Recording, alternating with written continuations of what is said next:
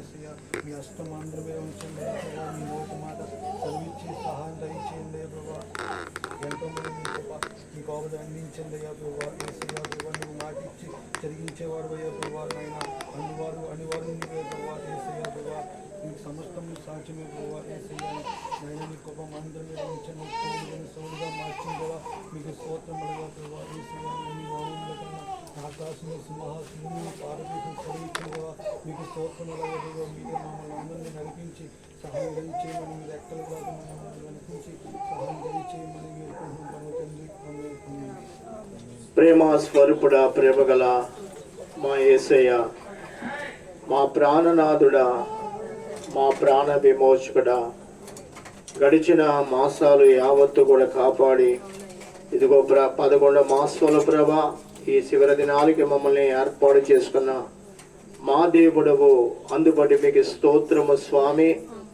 మీలో జీవం ఉన్నది, ఆ జీవం మాకు అనుగ్రహింపజేసి మమ్మల్ని జీవింపజేస్తున్న మహా గొప్ప దేవుడు, అందుబట్టి మీకు స్తోత్రము స్వామి. ఈ 2024లో ఉన్న మరొక మాసము అనే ఆనంద మాసము మీరు మాకు ఇచ్చినందుకు కూడా మీకు స్తోత్రము. మరొక వారము అయితే మేము ప్రభా ఆ యొక్క ఆనంద మాసంలో మేము మీ సన్ని చేరే భాగ్యము కూడా మీరు మాకు దయచేయి దేవుడు నమ్ముచున్నాం. మీరు అక్కడ ఆలస్యమైతే ప్రభా ఇంకను ఈ రీతిగా మేము సంసిద్ధమై మీ యొక్క మధురమైన నామమును కీర్తించి ఘనపరిచి ప్రభా మిమ్మల్ని స్తుతించే భాగ్యం ఇంకను దయచేయమని వేడుకొంచున్నాం.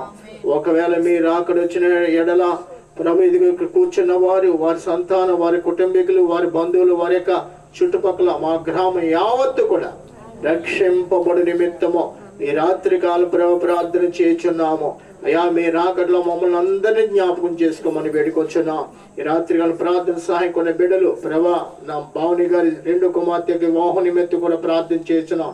ఒక చుట్టారం వచ్చిందని విన్నా. ఆ యొక్క చుట్టారకు ప్రభా మరి మీ చిత్తమైతే త్వరగా మాటలు ప్రభ జరగటానికి, కార్యాలు జరగటానికి కూడా ద్వారాలు తెరమని వేడుకొచ్చాను. అంతా మీ చిత్తమే, మా చిత్తము కాదయ్యా. మీరు మేలు చేయ దేవుడవు, మేలు చేయ దేవుడవు. మీ చిత్త ప్రకారంగా బిడ్డ పట్ల గొప్ప కార్యం జరిగించండి. కుటుంబీకులు ఎంతో ఆశతో ఉన్నారయ్యా, సహాయం చేయండి. నరసింహమూర్తి గారు కూడా కంటి ఆపరేషన్ అయిందయ్యా, ఆ కంటిని ముట్టండి. ఇంకనూ ప్రభ స్వస్థత ఇచ్చండి. ఇరువురు కూడా రక్షణ దయచేసి ఇరువురు కూడా మీ సన్ని నడిపించమని వేడుకొంచున్నా. అలాగే ప్రభా అనంతలక్ష్మి గారు వారి పెద్ద కుమార్తె ప్రభా గర్భంతో ఉందని విన్నాం. మగబిడ్డ కోసం వారి ప్రార్థన సాయం కోన్నారు. వారిని ఆ పెద్ద కుమార్తె కూడా జ్ఞాపకం చేసుకోండి. వారి కుటుంబాన్ని కూడా జ్ఞాపకం చేసుకోమని వేడుకొంచున్నా. వారి బట్టి మీకు స్తోత్రము ప్రభా. బిడ్డను నడిపించే దేవుడు అయినా మా ప్రార్థనలన్నీ ఆలకించి గొప్ప కార్యాలు చేయుచున్నందుకు కూడా మీకు స్తోత్రము ప్రభు. ఇదిగో నేను ఈ సమయం కొన్ని గర్భఫలం లేని వారు ప్రభు అనేకులు ఉండగా ప్రభు వారిని కూడా జ్ఞాపకం చేసుకుని గర్భఫలాలు దయచేయండి. గర్భంతో బిడ్డలు కూడా దీవించండి. పాడి పంటల విషయం, గృహాల నిమిషం, ఉద్యోగాల నిమిత్తం, చదువుల నిమిత్తం, అయా అవసరాల నిమిత్తం ప్రార్థన సహాయపడ అందరి బట్టి ప్రార్థన చేస్తున్నాం. ప్రతి ఒక్కరిని జ్ఞాపకం చేసుకుని వారి కార్యాలను సఫలము చేసి అయా మీ యందు వారిని సంతోషపరచమని ఈ కూడిక యావత్తు కూడా మీ యొక్క నామ మహిమార్థంతో నడిపించా. వాక్యములు కూడా మీ ఆశ గల ప్రాణమును తృప్తిపరచు దేవుడు అయ్యా. ఏ మాటలు, ఏ ఉపదేశము మాకు కావాలో మీ ఆత్మ ద్వారా మీరే పరలోకం నుండి, సింహాసనం నుండి, సియోను నుండి, యెరూషలేము నుండి ప్రభా ఆకాశము నుండి మీరు మాతో మాట్లాడి ఆ జీవముల ఉపదేశము ద్వారా ఆ ఇంకనో కూడా మేము జీవార్థమైన ఫలాలు పొందుకుని కృప దయచేయమని కలువరి నాథుడైన యేసుక్రీస్తు వారి యొక్క ఘనమైన నామమును అడిగి వేడుకొంచున్నాము తండ్రి. ఆమేన్. హల్లెలూయా. మన 2 చేతులు పైకెట్టి ఒకసారి దేవునికి స్తోత్రం చేద్దాం. స్తోత్రము, స్తోత్రము, స్తోత్రము, స్తోత్రము. సంఘంలో ప్రార్థన చేయగా దించిన చేతులు పట్ల సంఘంలో ప్రార్థన చేయగా చేతులు పైకెట్టి స్తోత్రం చెప్తున్నారు. మీ ఇంట్లో ప్రార్థన చేశాడు మీరు మన కుడి హస్తాలు, మన రెండు హస్తాలు కూడా మన చేతులు లేని వారం కాము. అది మొదట మన చేతులు లేని వారము కాము, నాలుక లేని వారము కాము. కాబట్టి నాలుక కలిగినాం. ఎందుకు ఇచ్చాడు నాలుక? ప్రవాస పాటలు పాడి ప్రభాస్కి వాళ్ళగా డాన్స్ చేయమన్నా అమ్మా, అలా కాదు. లేకపోతే చిలక కొట్టుడు ఇలా కాదు. ఈ నాలుక అందుకే దేవుడు ఆ నాలుగును అగ్నితో కాల్చేస్తానన్నాడు. ఈ నాలుగును ఏ నాలుకను? లోక సంబంధమైన ఆటలు, పాటలు, డ్రామాలు వేసే వారందరూ కూడా ఏం చేస్తున్నాడు? ధనవంతుడు ఏం చేస్తాడంట? బ్రతికుండగా ప్రభుని స్తుతించలేదు. బ్రతికుండగా ప్రభుని అందరూ ఆలకించాలి. బ్రతికుండగా ప్రభుని స్తుతించాలి. కాబట్టి వాడు అగ్నికొండానికి వెళ్ళాక ఎంత చుక్క అంట? ఈ చిటికన వేలు యొక్క చుక్క. ఏం సరిపోతుంది? నాలుగు చల్లాస్తుందా? చెప్పండి. అలాగా మనం పడకూడదు. ఈ పరిశుద్ధ గ్రంథం ఎందుకు ఇవ్వబడిందంటే, ఎందుకు చదువుతున్నామంటే వారి స్థితి అది. ఏంటండి వారి స్థితి అది. మరి నీ స్థితి, మరి నీ వ్యక్తిగత జీవితము, మరి నీ గమ్యము ఏమైనదో ఏలవలే కాకుండా నువ్వు ఎలాగుండాలి? ఒక విలువైన భక్తుడిగా, విలువైన భక్తి కలిగి, ప్రయోజనకరమైన దైవ భక్తి ఎంత మేలుకరమైనదో ఆ మేలుకరమైన దైవ భక్తిని నువ్వు కలిగి భూలోకంలో నువ్వు జీవించి నిమిత్తము దేవుడు ప్రతి మారు కూడా మనతో మాట్లాడుతున్నారు. ఆయన నామానికి మహిమ కలుగును గాక. వినండి, వాక్యానికి వెళ్తున్నాను. చిన్న మాట చెప్పి నేను వాక్యానికి వెళ్తాను. ఒక రైతు దగ్గర ఒక వ్యక్తి పనిచేస్తాడు సంవత్సరం. రైతు అన్నాడు, సంవత్సరానికి మనం లెక్కలు చూసుకుందాం అన్నారు. ఏమన్నారు? సంవత్సరానికి మనం లెక్కలు చూసుకుందాం అన్నారు. రైతు తన పనిలో ఉండి ఏదో ఒక 4-5 ఆబ్సెంట్లు వేశాడు. ఏంటండి? 4-5 ఆబ్సెంట్లు వేశారు.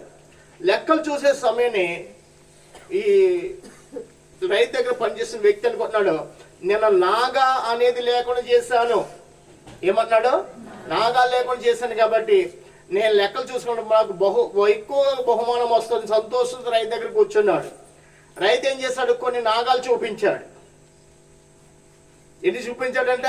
కొన్ని నాగాలు చూపించగానే ఈ వ్యక్తి హృదయం ఏమైపోతుంది? ఎంత గాయపడుతుంది? అరే, ఒక్క నాగ లేకుండా చేశాను, వర్షాన్ని తడిశాను, చలిని బిగిసిపోయాను, ఎండని ఎండిపోయాను. ఇన్ని నాగాలు ఎక్కడి నుంచి వచ్చినాయి? ఇన్ని నాగాలు ఎక్కడి నుంచి? నేను నాగా లేకుండా నేను ప్రతిరోజు నేను అమ్మ వినాలి. ఇగో నువ్వు క్రమంగా లేవనుకో,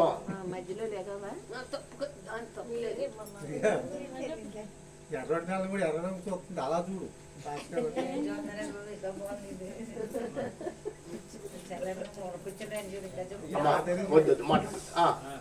ఒకవేళ ప్రియమైన వాళ్ళారా వినండి, కొన్ని నాగాలు చూపించాడు.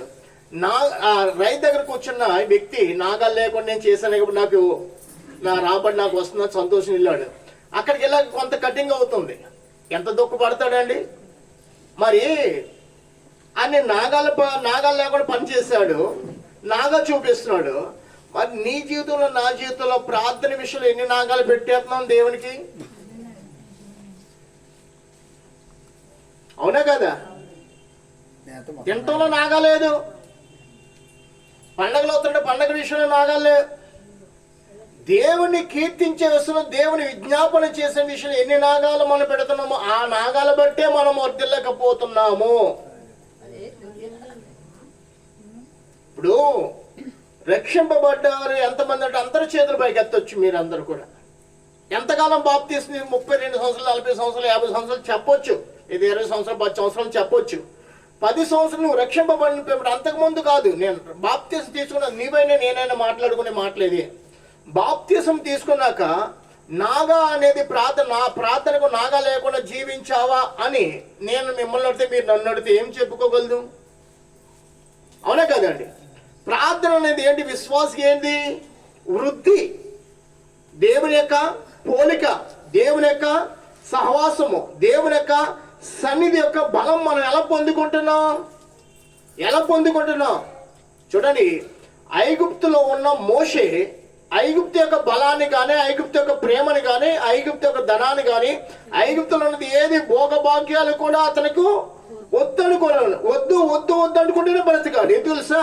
అవేమీ కూడా అతనికి ప్రేమను ఆదరించేవి కావు. వాటిలో విలువ లేదు. భూలోకాన్ని ప్రేమించిన వాడు ఎవరైనా నెమ్మదిగా బ్రతుకుతున్నాడా? త్రాగుతున్నవాడు, తిరుగుతున్నవాడు, అనేకమైన జోదాం కలిగిన వారు, ఏంటంటే అనేక కోడి పందాలాటలో ఇప్పుడు 3 సంవత్సరాల క్రితం జరిగిన విషయం ఏంటంటే ఒంటరాజు వల్ల జరిగిన విషయం. కోడి కత్తిలు కట్టేవాడు రాంగ్గా కట్టాడంట. కోడి కత్తి కట్టేవాడు రాంగ్ కట్టాడంట. ఈ కోడి కత్తి కట్టిన చూడలేదు కానీ కోడి చచ్చిపోయాక చూస్తారంట.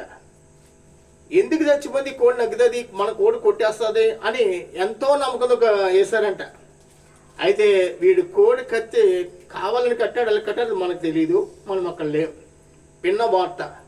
వాడిని తర్వాత తీసుకెళ్ళి కత్తిలతో ఎలాగంటే అండి ఏ కత్తి కట్టాడు ఆ కత్తులతోనే చీల్చి పడేశారంట. మానవుని యొక్క జీవితం ఎంత విషాదకరమో శివరాత్రికి. కానీ ప్రభునందు నీ జీవితం ఎల్లప్పుడూ కూడా ధన్యతే. హల్లెలూయా. ప్రభు నీకు ఘనతిచ్చే దేవుడు, ప్రభు నిన్ను అభివృద్ధి చేయ దేవుడు, ప్రభు నీకు శాంతినిచ్చే దేవుడు, ప్రభు నిన్ను ఘనత కలిగి జీవించమని మాట్లాడుచున్నాడు. కానీ ఇప్పుడు కూడా నీకు అవమానం రానీయుడు. 34 చదవద్దు, వాక్యం అది కాదు కానీ 34 కీర్తన మొదటి 2-3 వచనం మాత్రం చదువు. నా వాక్యం అది కాదు, మీకు చదివి వినిపిస్తున్నాను. నేను ఎల్లప్పుడూ అంటున్నాడు భక్తుడు. ఏమన్నాడండి? నేను ఎల్లప్పుడూ యెహోవాను సన్నిధించేది. చదవను 34 కీర్తన మొదటి. నేను ఎల్లప్పుడూ యెహోవాను సన్నిధించేదను. ఎవరి కీర్తి ఉంటుంది? ఆయన. చెప్పాలి ఒకసారి అమ్మా. ఆయన ఎవరండి? ఎవరి కీర్తి అంట? ఆయన కీర్తి నా నోట. ఆయన కీర్తి నా నోట. యెహోవా నామం బట్టి దేవునికి మహిమ కలుగును గాక. ఎవరు బట్టి అతిశయించుచున్నాడంట? ఒక బిడ్డ ఉద్యోగం బట్టి కాదు, ఒక బిడ్డ కలుగున్న దాన్ని బట్టి కాదు, నువ్వు కలుగున్న దాన్ని బట్టి కాదు, నువ్వు కలుగున్న బంగారు కాదు, నువ్వు కలుగున్న భూములు కాదు, నువ్వు కలుగున్న ధనం కాదు, ఏది కూడా అతిశయించవద్దు. అవి నీకు సాటి రావు, అవి నీకు సాటి కావు. అవి నేను రక్షణ. ఆయన భక్తుడు యెహోవాను బట్టి తెలుసు. ఆయనే రక్షించేవాడు, ఆయనే జీవనదాత, ఆయన పోషించేవాడు. భూలోకంలో ఉన్న వాటి కంటే ఆయన ఉన్నతమైన వాడు. హల్లెలూయా. కాబట్టి భక్తుడు నేను ఎల్లప్పుడూ అన్నాడు. ఏమన్నాడండి? ఎల్లప్పుడు కూడా ఎవరిని సేవిస్తాడట? యెహోవాను, ఆయన నామమును సన్నిధించదనంటున్నాడు. మరి ఎల్లప్పుడూ మనకు ఆ ప్రార్థన అనుభవం కలిగిన వారం ఉన్నామా? మన మధ్య బ్లెస్సి గర్భంతో ఉంది. బ్లెస్సి నా వైపు చూడు. గడిచిన మంగళవారం నుంచి ఈ మంగళవారం టీవీ చూడకుండా వాస్తవంగా చెప్పు. అమ్మా ఫోన్ చూస్తా. సారీ, ఈ రోజుల్లో యూట్యూబ్ కదా. నేను టీవీ దగ్గర టీవీ పాత అయిపోయింది. ఇప్పుడు ఏంటంటే ఇప్పుడు అందరూ యూట్యూబ్లో సినిమాలు చూస్తావు, సీరియల్ చూస్తావు, ఏవో మొత్తం జోకులు చూస్తావు. అవునా కదా? అవి నీ ఆత్మకు సరైనవా? బైబిల్ చదువుతుంది ఇక్కడ. వాస్తవంగా చెప్తున్నాను అండి, మనము పాట పాడుతున్న మీరైనా నేనైనా, నిలబడి వాక్యం చెప్తున్న నీవైనా నేనైనా, మన కంటిలో కానీ మన నోట్లో కానీ మన క్రియలో కానీ ఏ అపవిత్రత ఉండకూడదు.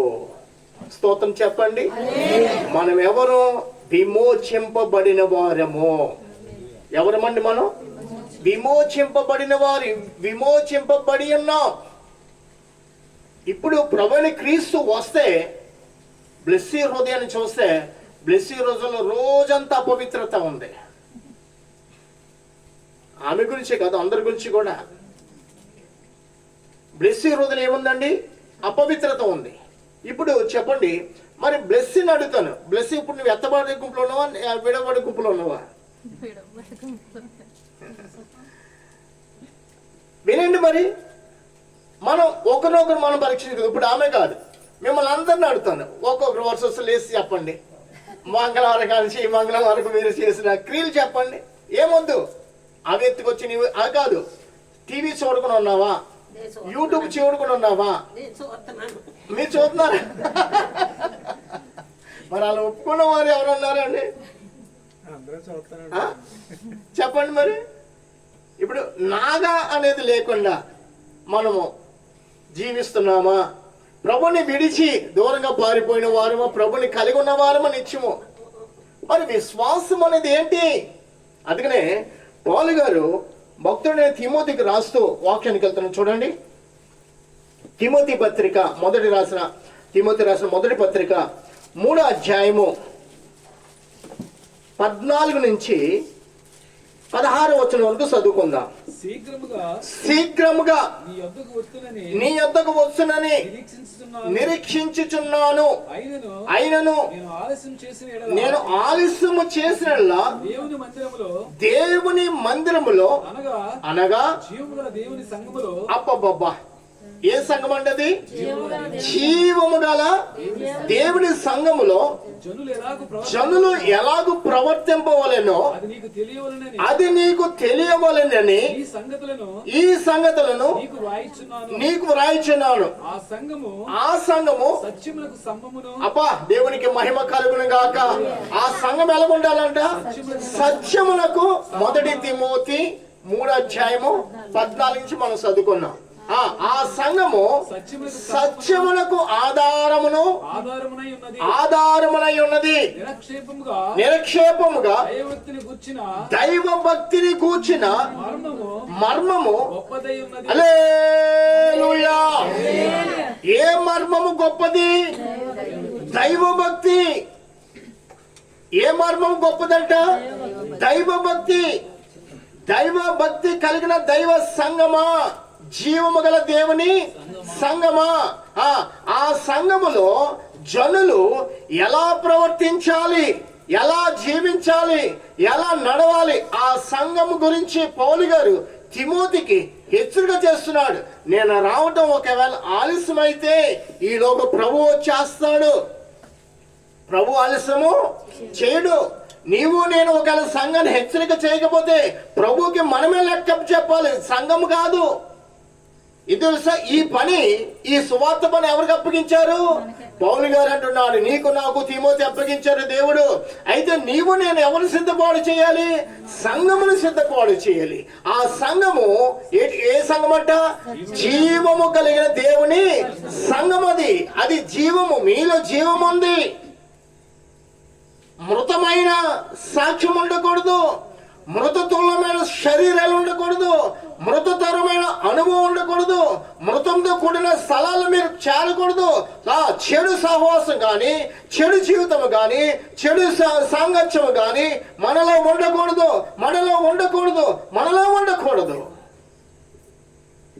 ఎలా ప్రభువైన క్రీస్తు యొక్క పాదాలు మనం కడగలం? మరి అమ్మా, నాగా లేకుండా ఎలా చేయాలంట? నాగా ఒకరోజు కూడా విడవకుండా, ఒకరోజు కూడా నీ ప్రార్థన విషయంలో, నీ పరిశుద్ధ విషయంలో, నీ యొక్క సాక్ష్య విషయంలో ఏ రోజు కూడా దేవుని విడిచి దూరంగా ఉండవద్దు నా ప్రియ సంఘమా. ఇది ఏ సంఘం? ఇది జీవము గల దేవుని సంఘములో భక్తులు ఎలా ఉండాలో హెచ్చరిక చేయవయ్యా. పాప తిమోతి మౌనంగా ఉండొద్దు. మన మౌనంగా ఉంటే ఏమైపోతాడు? సంఘము చల్లారిపోతాది. ఎహెజ్కేలు గ్రంథం 34వ అధ్యాయం ఏ మాట తెలుసండి? కాపరు లేక గొర్రెలు చెదిరిపోతున్నవి. 34వ అధ్యాయము ఎహెజ్కేలు గ్రంథానికి వెళ్దాం. 34వ అధ్యాయం మొదటి నుంచి చదవండి. ఎహెజ్కేలు గ్రంథం 34వ అధ్యాయము మొదటి నుంచి. మరియు యెహోవా నాకు ప్రత్యక్షమై ఇలాగ సెలవిచ్చెను, నరపుత్రుడా, ఇశ్రాయేలు కాపరులను గురించి ఈ మాట ప్రవచింపుము. ఆ కాపరులతో ఇట్లనుము, ప్రభువుకు యెహోవా సెలవిచ్చినది ఏమనగా, తమ కడుపు నింపుకొని ఇశ్రాయేలు కాపరులకు శ్రమ. కాపరులు గొర్రెలను మేపవలెను కదా. మీరు కొవ్విన గొర్రెలను వధించి కొవ్వును తిని బొచ్చును కప్పుకొందురు గాని గొర్రెలను మేపరు. బలహీనమైన వాటిని మీరు బలపరచరు, రోగం గల వాటిని స్వస్థపరచరు, గాయపడిన వాటికి కట్టుకట్టరు, తోలివేసిన వాటిని మరలా తోలుకొని రారు, తప్పిపోయిన వాటిని వెదకరు. అది మాత్రమే కాక మీరు కఠిన మనస్కులై బలత్కారంతో వాటిని ఏలుదురు. కాబట్టి కాపరు లేక అవి చెదరిపోయాయి. అదండి కాపరి లేక. ఎవరు లేక అంటే కాపరు లేక. కాపరులు అంటే ఉండటానికి ఉన్నారు కానీ దైవ మార్గము గురించి కానీ, దైవ జ్ఞానము గురించి కానీ, దైవ భక్తి యొక్క మార్గం ఏమైందో వారికి బోధించేవారు లేక సంఘాలు ఏమైపోతున్నాయి? చల్లారిపోతున్నవి. నువ్వు వెచ్చగానే అమ్మా చూడండి, నులివెచ్చని స్థితి ప్రభువైన యేసుక్రీస్తు పనికి రాదు. ఏ స్థితి పనికి రాదు? నులివెచ్చని స్థితి ప్రభు ఎదుట పనికి రాదు. మరి ఏం చేస్తున్నాడు ప్రభు? ఉమ్మేస్తున్నాడు ఆ సంఘం మీద. ఏమేస్తానండి? ఉమ్మేస్తానన్నాడు, తీసివేస్తానన్నాడు. లేదు నా ఎదురు నిలబడితే నీకు హక్కు లేదన్నాడు. మరి ఎలా నిలబడగలము? ఎలా ప్రభుని సేవిస్తే ప్రభు మన ద్వారా ఘనత పొందుకుంటాడు? అమ్మా అందుకని దైవ భక్తి ఇటువంటిదంట, ఎంతో ప్రయోజనకరమైనది. ఇటువంటిదంట దైవ భక్తి ప్రయోజనకరమైనది. ఆ దైవ మార్గము గుండా నీవు నిలబడితే ప్రయోజనకరమైన జీవితం నువ్వు జీవిస్తుంటున్నావు. ఆ దైవ భక్తి నీవు కలిగి ఉండకపోతే అవమానము అవమానము అవమానము. అందుకని పౌలు గారు ఇక తిమోతి నేను ఒకవేళ రావడం ఆలస్యమైతే నువ్వేం చేయలేసా, ఆ సంఘములకు హెచ్చరిక చేయమంటున్నాడు. తిమోతి మౌనంగా ఉన్నాడా అంటే తిమోతి మౌనంగా లేడు. ఏంటండి? తిమోతి మౌనంగా లేడు. పౌలు గారు చెప్పింది అక్షరాల జరిగించిన వాడిగా ఉన్నాడు. ఎలాగున్నాడంటే అండి, పౌలు గారు చెప్పింది యావత్తు కూడా అక్షరాల జరిగించిన వాడుగా ఉన్నాడు. చూడండి మరొకసారి 16వ వచనం మనం చదువుకుందాం. సత్యమునకు ఏంటండి? సత్యమునకు స్తంభమును ఆధారమై ఉన్నది, నిరక్షేపముగా దైవ భక్తిని కూర్చిన మర్మము గొప్పది. ఏది గొప్పది? డబ్బు గొప్పదంట, స్నేహం గొప్పదంట. ఈ లోక స్నేహం మంత్రులతో పాటు కూడినది, మంత్రులను వెంబడించేది. మనం చాలా మంది సాక్షి, ఈ పార్టీని నమ్ముకుని ఆ పార్టీని నమ్ముకుని భూములు అమ్మేసుకున్నా, లక్షలు కోల్పోయాం, ఏమీ లేదు మా దగ్గర, మేము దరిద్రం అయిపోయామంటున్నారు. దేవుని నమ్ముకున్న వాళ్ళు ఎవరు కూడా ఈ మాట అన్నారు. మనుషులు నమ్ముకున్న వారు ఎంతే. అయ్యా మరలా అంటున్నాడు, గొప్పదైనది ఆయన శరీరుడిగా ప్రత్యక్షమైన ఆత్మ విషయమున నీతిపరుని తీర్పు నందును, దేవదూతలు కనబడును, రక్షకుడని జనములలో ప్రకటింపబడును, లోకమందు నమ్మబడును, ఆరోహణుడై తేజోమయుడాయను. హల్లెలూయా. ఆయన లోకమందు రక్షకుడుగా ప్రకటింపబడుచున్నాడు. ఎక్కడండి? ఇప్పుడు వచ్చే ఆదివారం కలిసి మొదలవుద్ది. రక్షకుడు చేనాడట. అయ్యా నిజమే, నువ్వు ఎలా పాడుతున్నావు నీకు తెలియదు, కానీ ఆయన నీకంటే ముందు ఉదయించిన వాడు. నువ్వు అప్పుడు లేనప్పుడు కూడా నీ నిమిత్తము ఆయన ఉదయించాడు. ఎవరి నిమిత్తం ఉదయించాడు? మనందరి నిమిత్తం ఉదయించాడు. ఎందుకు ఉదయించాడు? మన పాపం అనే లోకములో మనం బందీలుగా ఉన్నాము. ఈ పాపం అనే ఊబి నుంచి దేవుడు విడిపించడానికి ఆయన మనకంటే ముందుగా జన్మించాడు. మనకంటే ముందుగా మరణాన్ని సహించి, మరణాన్ని జయించి, ఆ మరణపు ముళ్ళును విరిచి మనకంటే ముందుగా పరలోకానికి వెళ్ళిన మహాప్రభువు, గొప్ప ప్రభువు, గొప్ప ప్రభువు. ఆ ప్రభువే లేకపోతే సంఘము లేదు. ఆ ప్రభువు లేకపోతే లోకములో శాంతి లేదు, రక్షణ లేదు. లోకము ఏనాడో శిథిలమైపోను. నోవహు కాలములో నోవహు ఓపిక పట్టి అన్నాడు. నోవహు ఓపిక కలిగి సువార్త ప్రకటించాడు. ఎవరు రక్షింపడలేదు, కానీ సువార్తను ప్రకటించి సువార్తను నమ్మి ప్రార్థన కలిగిన నోవహు మాత్రమే నీతిమంతుడని పేరు పొందాడు. నోవహు కుటుంబమే ఆ తరములో రక్షింపబడింది. దేవునికి స్తోత్రం చెప్పండి. ఈ తరములో నీ కుటుంబంలో ఆ ప్రార్థన, ఆ సువార్త, ఆ యొక్క ఉత్సాహము, ఆ యొక్క అభిషేకము, ఆ యొక్క పరిశుద్ధత, ఆ యొక్క పవిత్రత నీవు కలిగి ఉన్న వాళ్ళే. ఒక్కసారి నిన్ను నువ్వు ఎవరికి వాళ్ళు మనం స్మరించుకుందాం, పరీక్షించుకుందాం. నేనంత నీతిమంతుడిని కానని ప్రభు ఎదుట ఒప్పుకుంటున్నాం. సరే మరి నీతిమంతుడిగా జీవించడానికి నువ్వు ఎలా నిలబడుతున్నావు? నేనంత నీతిమంతుడిని కానంట. నిజమే నీతిమంతుడు మనం ఎవరము కూడా కాదు. కానీ ప్రభు అంటున్నాడు నీతిమంతుడికి ఉండమంటున్నాడు కదా. నీతిమంతుడు కానంటే నీతిమంతుడు అయిపోయావు నువ్వు. నీతి ఎలాగుంటుంది? అబ్రహాము దేవుని నమ్మాను, అది అతనికి నీతిగా. పోయిన వారు మీకు చూపించాను 18వ అధ్యాయంలో అబ్రహాముని ఎలాగంటే దేవుని నమ్మాడు. అబ్రహాము రాబో తరానికి ఇతడు నా గురించి దైవ సాక్షిగా సమాజానికి లోకానికి నా గురించి ప్రకటించేవాడని దేవుడు ముందుగానే అబ్రహామును గుర్తించాడు.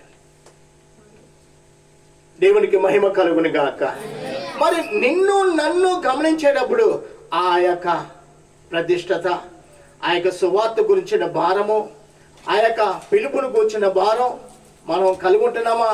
నేను లోకంలో ఇప్పుడు కూడా ఆ జేబులో ఏమీ లేదు, బిడ్డలో ఏమీ లేదు, ఇంట్లో ఏమీ లేదు, బిడ్డలో ఏమీ లేదు. ఏది కావాలో అంత ఆయన చిత్తము. దేవునికి స్తోత్రం చెప్పండి. అంత ఆయన చిత్తమే. మొదట దేవుడు అన్న మాట ఏం తెలుసా? మొదట నా రాజ్యమును ఏం ఎదగాలి మనం? దేవుని రాజ్యం ఎదుగు. రెండోది ఏం చేయాలంట? నీతిని వెతుకు. దేవుని రాజ్యం గురించిన భారం నీకు ఉండదు. దేవుని రాజ్యం గురించి ఆలోచించే ఆలోచన నీకు రాదు. దేవుని రాజ్యం గురించి నువ్వు కనిపెట్టే అభిషేకం నీలో లేదు. నీతి అనేది అసలు వాక్యము, నీవు వాక్యాన్ని స్మరించట్లేదు. వాక్యమే నీతి. వాక్యం ఏమంటుంది? అబద్ధం ఆడొద్దంటుంది. అసత్యాన్ని అసలు దేవుని ఎదుటి పనికి రాదంటుంది. ఇంకా లోకరీతిగా తిరగటం దేవునికి అసలే నచ్చదు. మరి అవే కదా మనం చేసేవి, అవే కదా మనం కలిగినవి. మరి ఇటువంటి సంఘము అని ఇప్పుడు దినాన సంఘం అక్కడ కనబడుతుందా? పరలోక రాజ్యంలో కనబడుతుందా? మనం పరీక్షించుకుందా? మనం నిలబడగలమా దేవుని ఎదుట? ఆమోసు గ్రంథంలో మనం చదువుకుంటే, ఆమోసు గ్రంథం కాదు, మేక ఏంటండి, ఆయన ఎదుట భూమి అంట కరిగిపోతుందంట. ఎలాగంటే అండి, ఆయన ఎదుట భూమి ఏమవుతుందంట? యోనా పక్కన మేక గ్రంథం ఉంది. ఒకసారి ఆ మేక గ్రంథానికి వెళ్ళి చదివి వినిపిస్తుంది చూడండి. రెండవ వచనం చదవండి. మొదటి అధ్యాయం 2వ వచనం. సకల జనులారా భూమి నీవును నీలో ఉన్న సమస్తమును చెవియొగ్గి వినుడి. పరిశుద్ధాలయంలో నుండి ప్రభు మీ మీద సాక్ష్యం పలుకబోచున్నాడు. ఇదిగో యెహోవా తన స్థలము విడిచి బయలుదేరుచున్నాడు. యెహోవా తన స్థలమును విడిచి బయలుదేరుచున్నాడు. ఆయన దిగి భూమి యొక్క ఉన్నత స్థలముల మీద నడువబోచున్నాడు. ఆయన నడువగా అగ్నికి మైనము కరిగినట్లు పర్వతములు కరిగిపోవును, లోయలు విడిపోవును, వాటి మీద పోసిన నీళ్లు పారునట్లు అవి కరిగి పారును. చాలండి. ఏంటంటే ఏమవుతున్నాయంట? పర్వతాలు కరిగిపోతున్న మైనం అంటే ఏంటి? కొవ్వు అందరికి తెలుసు. అది ఎలా కరిగిపోతుందో పర్వతాల భూమి కూడా ఆ రీతిగానే దేవుని ఎదుట అవన్నీ కూడా కరిగిపోతున్నాయి. మైనం కరిగినట్లయ్యా. అర్థం ఏంటి చెప్పండి? ఇప్పుడు ఆయన శక్తికి, ఆయన ప్రభావానికి ఇవి తట్టుకోలే, నిలబడలేవు ఆయన ఎదుట. మరి నీవు నేనా అమ్మా వింటున్నారా? వాక్యం వింటున్నారా? నీవు నేనా? మరి ఆయన ఎదురు నిలబడగలమా? ఆయన అన్నాడు, ఆకాశమా, భూమి అందలి ఉన్న సమస్తమా, భూమిలో ఉన్న సమస్తం అమ్మకు నిద్ర వద్దు. భూమిలో ఉన్న సమస్తం అంటే మనము కూడా ఏంటంటే మనం కూడా ఉన్నామా లేవా? భూమి మీద ఉన్న మనము కూడా రేపటి దినాన ఆయన ఉగ్రతకు సహించలేము. ఆయన నిలబడేవారు ఎవరంటే నీతిని కలిగి ఆయన రాజ్యం కోసం ఎదురు చూసేవారు, రాజ్యము గురించి కనిపెట్టుకుని నీతిని ఎల్లప్పుడూ ధరించిన వాడు, నీతిని వాక్యముగా వస్త్రముగా ధరించిన వాడు మాత్రమే ఆయన ఎదుట నిలబడుతున్నాడు. అవే నీకు శక్తినిచ్చేది, అవే నీకు బలంనిచ్చేది, అవే నీ ముఖ ప్రకాశాన్ని మార్చేది, అవే నిన్ను తేజరింపజేసేది. ఆయన ఎదుట నిన్ను ఒక మహిమకరమైన వస్త్రము ధరింపజేసి నిన్ను ఆయన ఎదుట నిలబెట్టేది వాక్యమే. కాసేపు ఆపేస్తే తర్వాత మాట్లాడుతుంది చెప్పు. ప్రియమైన వాళ్ళరా వినండి, దేవుని యొక్క సహవాసము, దేవుని యొక్క సన్నిధి నువ్వు అపవిత్రంగా ఎంచవద్దు. ఎలాగ ఎంచకూడదంట? అపవిత్రంగా ఎంచవద్దు. వెళ్తానులే అనుకుని రావద్దు. దైవ సాక్షి కలిగి, దైవ ఆవేశము కలిగి ప్రభు సన్నిధికి నువ్వు వచ్చేదువు గాక. ప్రభు సన్నిధిలో కోట ముగించే వారికి ఎలా ఉండాలి? బద్ధుడవై దేవునికి విధేయత కలిగి భయపడుచు ప్రభు సన్నిధిలో అలా కూర్చుంటే ప్రభు ఆత్మ నీలో నీ యందు క్రియ చేయబడి ప్రభు ఆత్మ నిన్ను బలపరచు ఆత్మ అయి ఉన్నది. నువ్వు ఏ స్థితిలో బలహీనుడవో నీలో ఉన్న బలహీనత తీసివేసేది దేవుని శక్తి, దేవుని ఆత్మ. ఆ ఆత్మను పొందుకున్న ఎడల నువ్వు లోకంలో ఎక్కడ కూడా ఉండాలనుకోవు. ఎక్కడ ఉంటావు? ప్రభువే ప్రభువే ప్రభువే. లోకన్నప్పుడు ఒక పెంటగా ఎంచుకుంటావు. లోకంలో ధనమైన, లోకములో బంగారమైన, లోకంలో ఏదైనా కానీ అవన్నీ పెంట. ఇవేమి నా క్రీస్తు రాజ్యముతో సరిపోయినవి కావు. అవన్నీ కూడా నా దేవునికి విరుద్ధమైనవి. అవి నన్ను నా దేవునితో సమానం చేసేవి కావని వాటి గురించి ఎల్లప్పుడు కూడా ఎప్పుడు కూడా ఆలోచించవు. భక్తుడు అంటున్నాడు, ఎల్లప్పుడు నేను యెహోవాను సన్నిధించదని సేవ. ఎల్లప్పుడు కూడా భక్తులు దైవ విషయమే గొప్ప మర్మము. ఎల్లప్పుడు కూడా ప్రభుని ధ్యానించుట, ప్రభుని స్తుతించుట, ప్రభుని కొనియాడుట. దేవునికి మహిమ కలుగును గాక. ప్రభుని కొనియాడటానికి 2024 11 మాసాలు కూడా ప్రభు నిన్ను ఎత్తిపట్టాడు, జీవమిచ్చాడు, ఊపిరిచ్చాడు. ఏ సంకటము, ఏ వ్యాధి, ఏ ఇబ్బందులు, ఎటువంటి రుగ్మతలు నీలో లేకుండా ప్రభువే నిన్ను కాపాడుచూ వచ్చాడు. తల్లి కంటే ఎక్కువగా, తండ్రి కంటే ఎక్కువగా. తల్లి తండ్రులు బిడ్డలు ప్రాణాలు పోతుంటే, ప్రాణమా వచ్చి నా బిడ్డలు ఉండు అంటే చెప్తారా? తల్లికి తెలీదు, తండ్రికి తెలీదు ఆత్మ ఎలా వెళ్ళిపోతుందో. నిన్ను అలాగా కానివ్వలేదు. నిన్ను ఆయన కోసం నిలబెట్టాడు. చిన్న విషయం. సమాజాలు మారిపోవటానికి కారణం, నీ సంతానం మారిపోవటానికి కారణం, నీ బిడ్డలు నీ మాట వెనకపోవటానికి కారణం, నీ భర్త నీ మాట వెనకపోవటానికి కారణం మనలోనే ఉంది. ఎవరిలో ఉందండి? మనలోనే ఉంది. ఆరాధనకి బైబిల్ గ్రంథాన్ని పట్టుకుని మీరు అందరూ వస్తున్నారు. మధ్యలో ఈ గ్రంథం పట్టుకుని ఎప్పుడైనా కూర్చొని వాక్యం చదివావా? ఎప్పుడైనా చదివిన వాళ్ళు గట్టిగా పరిశుద్ధ గ్రంథాన్ని పైకెత్తి గట్టిగా స్తోత్రం చెప్పండి. చదివిన వాళ్ళు మాత్రమే. రోజు అనుదిన ఆహారము ఏది విశ్వాసికి? లేచి లేవగానే ఏది అర్థమో? వాక్యం అనే అర్థమే. దింపడించాలి. వాక్యం అనే అర్థము నువ్వు కలిగి ఉండాలి. లేచి లేవగానే వాక్యం అనే అర్థము నువ్వు కలుగుదువు గాక. ఆత్మీయ ఆహారం భుజించుదు గాక. ఇది కూడా లేకదనుకో ప్రభు రాజ్యాన్ని చేరవు.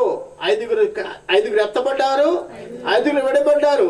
ఐదుగురు ఎలాగున్నారంటే వాక్యమని అర్థం కలిగి ఉన్నారు, వాక్యమని ఆత్మీయ ఆహారం భుజించారు, దేవుని రాజ్యం కోసం కనిపెట్టుకున్నారు, నీతిని ప్రేమించారు, నీతిని కలిగి ఉన్నారు. లోకంలో ఎక్కడ కూడా వారు పడిపోలేదు.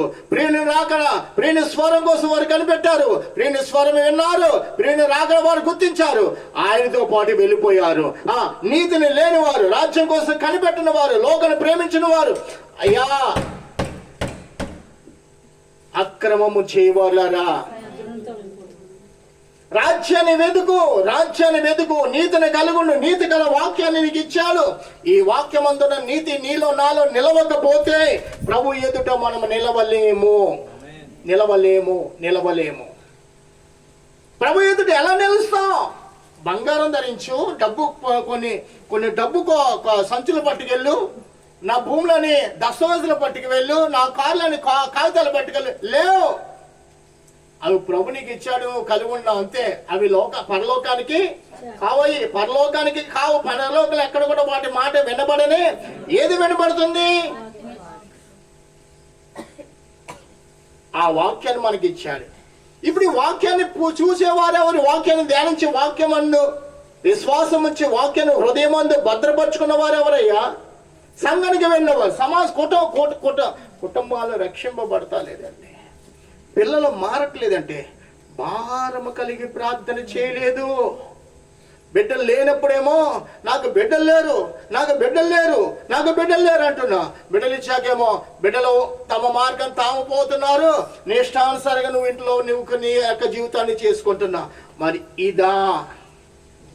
కొంతమంది పిల్లలు ఎడుతున్నారండి, అందుకే సంఘానికి రావట్లేదని అంటారు. అంటే దేవుడు పిల్లలిచ్చి పిల్లలు లేనప్పుడు పిల్లలు లేరు దేవుడిని గోజాడతాం.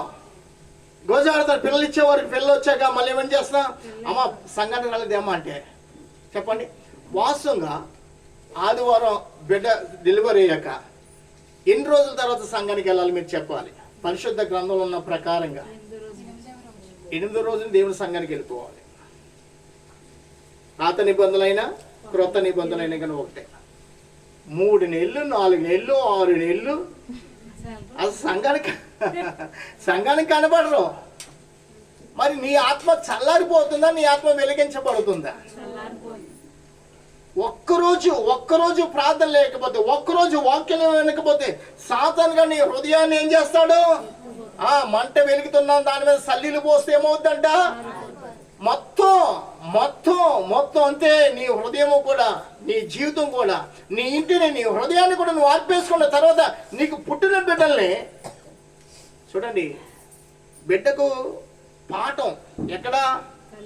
తల్లి ఒడిలోనే ప్రారంభం. తల్లి అని చెప్తుంది అమ్మను, నాన్నను, అక్కను, అన్నయ్య అని. ఎవరు చెప్తా? నాన్న చెప్తాడా? మొదటి తల్లి నోటంటే ఆ మాటలు వస్తాయి. నా బిడ్డ బాగా మాట్లాడాలి, తల పట్టుకుని చోరు చేస్తుంది. అవునే కదా? నా బిడ్డ బాగా పాలు తాగాలి, నా బిడ్డ అన్నం తినాలి, ఇలా బలంగా ఉండాలనుకుంటారు. విశ్వాస విషయంలో బలంగా ఉండాలనుకోరు. నా బిడ్డ బాగా చదవాలంటారు. అలా కాదు. నీ బిడ్డను దేవుని కోసం నువ్వు పెంచితే దేవుడు నీ బిడ్డలు నీకు వజ్రాలుగా మారుస్తాడు. హల్లెలూయా. నువ్వు దేవుని కోసం నీ బిడ్డలు పెంచు. దేవుడు ఆ బిడ్డలు నీ కంటి ఎదుట వారిని వజ్రాలుగా మారుస్తాడు. దేవునికి మహిమ కలుగును గాక. నీవు నీ బిడ్డలను దేవుని కోసం పెంచలేదే, భూమి వారిని లాగేసుకుంటుంది. అయ్యో నా బిడ్డ ఎలాగుండాలనుకోలేదే, అయ్యో నా కుటుంబం ఎలాగుండా అనుకోలేదు. కానీ నీ కంటికి కనపడకుండా, నువ్వు ఆలోచించకుండా సాతాను ఏం చేస్తాడంట? ఆ బిడ్డల్ని వాడి వైపు లాగేసుకుంటాడు.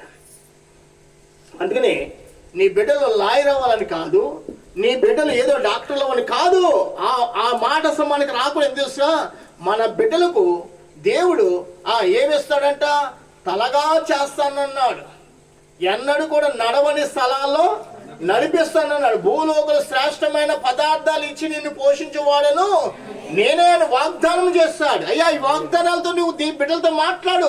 నా బిడ్డలు దేవుడిచ్చిన వాగ్దానాలతో నా బిడ్డలు నింపబడుదురుగాక, దేవుని వాగ్దానాలు కలిగి భూలోకం బ్రతుకుదురుగాక అని ఆలోచన నీకు రాదు, మనకు రాదు. మనం ఎలాగొంటాం? నా కొడుకు మాస్టర్ అయిపోవాలి, 10 మందికి ఇంజక్షన్ చేసేయాలి, నా కొడుకు కలెక్టర్ అయిపోవాలి, కాళ్ళు మీద తిరగాలి. అందుకని కాళ్ళు లేవు, డాక్టర్లు కారు, ఏమీ కాదు. నువ్వెవరో తెలుసా? నువ్వెవరో భూలోకములోంచి దేవుని కోసం ప్రత్యేకింపబడిన వాడవు, ప్రత్యేకింపబడిన దానవు. స్తోత్రం చెప్పి చప్పట్లు కొట్టండి. భూమి నుండి శ్రేష్ఠ ఫలముగను దేవునికి నిత్య శ్వాసముగా, భూమి నుండి శ్రేష్ఠ ఫలముగను దేవునికి నిత్య శ్వాసముగా, భూజనములలో నుండి నన్ను ప్రేమించి క్రయధనం, భూజనములలో నుండి నన్ను ప్రేమించి క్రయధనమేచితివి. హల్లెలూయా, హల్లెలూయా, ఆమేన్. హల్లెలూయా, హల్లెలూయా, హల్లెలూయా అని పాడెదను, ఆనందముతో సాగెదను, నేనానందముతో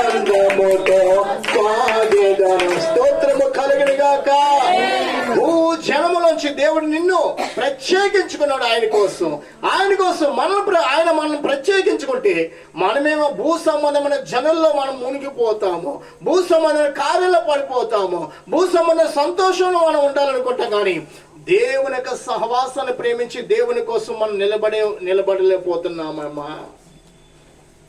అందుకనే బిడ్డలు ఎదిగారు, బిడ్డలు బట్టి సంతోషం ఉండట్లేదు, భర్త తెచ్చిన ఆదాయం బట్టి మనకి సంతోషం ఉండట్లేదు. మన కళ్ళ ముందు ఉన్న వాళ్ళేమో పెద్దగా ఉంటున్నారు, మనమేమో వారి ముందు తగ్గింపబడుతున్నాము. ఇది ఎందుకంటే దేవుని తలగా చేస్తాడు, కానీ మనమే తోకలైపోతున్నాం. దేవుని కలుగుంటే తలగానే ఉంటాం, దేవుని కోసం బ్రతకాలి, నా బిడ్డలు కూడా బ్రతికించాలి అన్న ఎవరి కోసం అంట? సమూయేలుని. ఎవరి కోసం అంట? దేవుని రాజ్యం నిమిత్తం. సంఘం నడిపేవారు ఆ కాలంలో ఎవరు కూడా లేరు. ఏలి కుమారులు చూస్తే వారు భ్రష్టులైపోయారు. దేవుని నీతి వారు లేదు, దేవుని రాజ్యం గురించి ఆలోచన వారు లేదు. వారు భ్రష్టులయ్యారు. తమ శరీరం వారు పాడు చేసుకున్నారంట. వారి శరీరం పాడు చేసడానికి వారు ప్రయత్నం చేస్తున్నారు, కానీ దేవుని సంఘం గురించి వారికి ఆలోచన లేదు. అయితే హన్న భారము కలిగి పరితాపము కలిగి ఏం చేస్తుందంటండి? రమేష్, పరితాపము కలిగి హన్న ప్రార్థన చేసిన, ప్రభువా ఒక్క మగ బిడ్డను నువ్వు నాకిస్తే, ఏంటంట, నాకిస్తే నేను కలెక్టర్గా చేస్తానయ్యా, నేను రోగులే వైద్యం చేసేవాడికి చేస్తాను. ఎలా విజ్ఞాపన చేయలేదు? ప్రభు, నీ సేవ ఆగిపోకూడదయ్యా, నీ రాజ్యం ఉన్నతమైన రాజ్యమయ్యా, నీ రాజ్యము శాశ్వతమైన రాజ్యమయ్యా.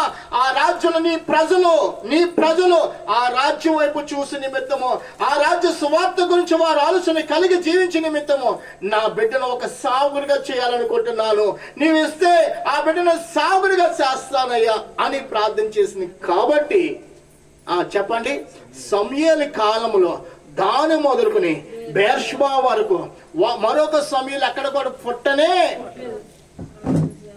లేదో. అన్న ప్రార్థన దేవుని ఎదుటి కన్నీరు, ఆ కన్నీరు ఎప్పుడు కూడా ఆయన ఎదుట అది ఎప్పుడు కూడా అలా మొరుగుతూనే ఉందంట. ప్రభుని నెమ్మదిగా ఉండాలి. అందుకనే దాని మొదలు బెర్షెబా వరకు సమూయేలు లాంటి ప్రవక్త మరొకడు పుట్టలేదు. గట్టిగా స్తోత్రం చెప్పండి. అమ్మగారు, ఎంత త్వరగా మీరు నిద్రపోతారు. నిజంగా వాస్తవంగా ఈరోజు ఇంటికాడ ఉంటే టీవీ నడుస్తూ ఉంటుంది కదా మీ ఇళ్ళలో. అమ్మా, అది మనకి ఎంత మాత్రమో అంగీకారమైనది కానే కాదు. వినండి, రేపటి దిన దేవునికి లెక్క చెప్పాలి. నీకెంత ఆయుష్ ఇచ్చాను, నీకెంత సమయం ఇచ్చాను, ఏది నీ ప్రార్థన, ఏది ఆత్మల భారమో, ఏది ఆత్మల కోసం పరితాపం, ఆత్మల కోసం నిన్ను నీవే రక్షించలేకపోయావు అంటారు. ఏంటండి? నీవు రక్షించుకోలేకపోయావు. దేవుడు మరొకసారి మొదట నా రాజ్యమును, మరొకసారి చెప్పాలి, మొదట నా రాజ్యమును ఒక చిన్న ఉపమానం చెప్పిన ముందుకెళ్తాను. ఒక తల్లి కన్నీరు పెట్టి ప్రార్థన చేసిందంట ఒక మగ బిడ్డ కోసం. ఏంటండి? ఒక బిడ్డ కోసం ప్రార్థన చేస్తే ఆ బిడ్డ కోసం ప్రార్థన చేస్తూ అయ్యా ఇన్ని అప్పులు ఉన్నాయి, బిడ్డ ఉద్యోగం చేయాలనుకుంటున్నాను, ఉద్యోగం చేయాలంటే తల్లి ప్రార్థన ఆలకించే బిడ్డకు అమెరికాలో ఉద్యోగం ఇచ్చాడంట దేవుడు. ఎక్కడ ఇచ్చాడంట? అమెరికాలో ఉద్యోగం ఇచ్చాడంట. అయితే తండ్రి ఎప్పుడో త్రాగుడు విలాసాలతో బట్టి అతడు ఎప్పుడో చనిపోయాడు. అది తల్లి ప్రార్థన బిడ్డకు దీవెనకరంగా ఉంది. అయితే బిడ్డ అమెరికా వెళ్ళాక నా తల్లి నా కోసం ఎంత కన్నీరు కార్చిందో, నా తల్లి నా కోసం ఎంత ఏడిచింది, ఎన్ని ఉపవాసాలు ఉందో అవన్నీ జ్ఞాపకం చేసుకునేవాడంట, కృంగిపోయేవాడంట. ఇంత ఉన్నతమైన దేశానికి నేను వచ్చానంటే ఎవరి ప్రార్థన? తల్లి ప్రార్థనని. ఏం చేశానంటే ఇండియాలో ఉన్న తల్లిని ఎక్కడ తీసుకెళ్ళాలి? అమెరికా తీసుకెళ్ళాలి. ఇండియాలో ఉన్న తల్లిని ఎక్కడ తీసుకెళ్ళాలంట? అమెరికా తీసుకెళ్ళాలని ఆలోచన కలిగి 2-3 సంవత్సరాలు ప్రయత్నం చేస్తే సెలవు దొరకట్లేదంట. అయితే తనతో పాటు పనిచేసేవాడు మన ఇండియా వాడు. అయితే అతడు వస్తుండగా, అరే నైనా నేను ఇండియా వెళ్తున్నాను, నాకు సెలవు దొరికింది, ఏమన్నా తీసుకురమ్మంటావు అంటేనే నాకేమి తీసుకురావాలి వద్దు, కానీ వచ్చేటప్పుడు మా అమ్మను మాత్రం తీసుకురా. ఎవరిని తీసుకురావాలి? మా అమ్మని. ఆ అమ్మకి టికెట్ చేసి ఆ స్నేహితుడు ఇచ్చాడంట.